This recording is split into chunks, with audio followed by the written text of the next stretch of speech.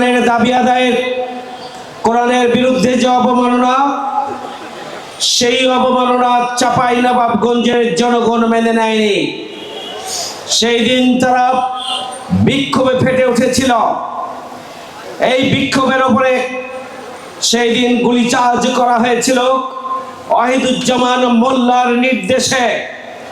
তারা মনে করেছিল কোরআনের মিছিলকে যদি গুলি করে থামিয়ে দেওয়া যায় তাহলে কোরআনের আন্দোলনকে থামিয়ে দেওয়া যাবে, কিন্তু এটি ব্যর্থতায় পর্যবসিত হয়েছে।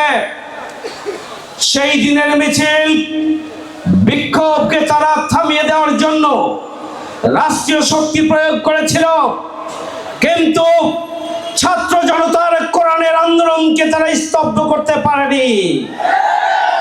ওয়াহিদুজ্জামান মোল্লা তৎকালীন স্বৈর শাসক এরশাদ সাহেবের নির্দেশে এই ঘটনা ঘটিয়েছিল।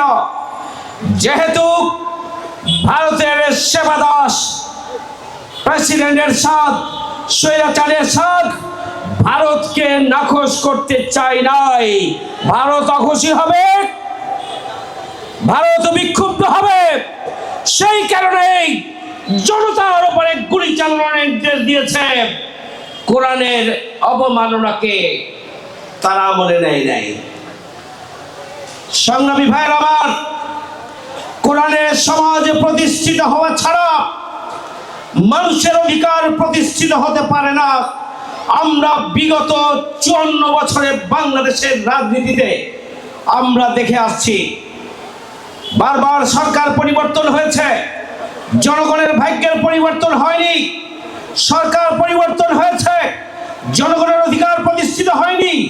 সরকার পরিবর্তন হয়েছে, বাংলাদেশের স্বাধীনতা সার্বভৌমত্ব সুরক্ষা হয়নি।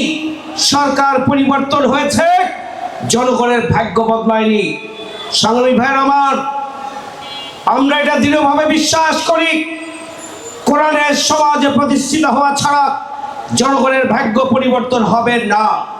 আর সেই সমাজ প্রতিষ্ঠার জন্যই ইসলামী ছাত্র শিবির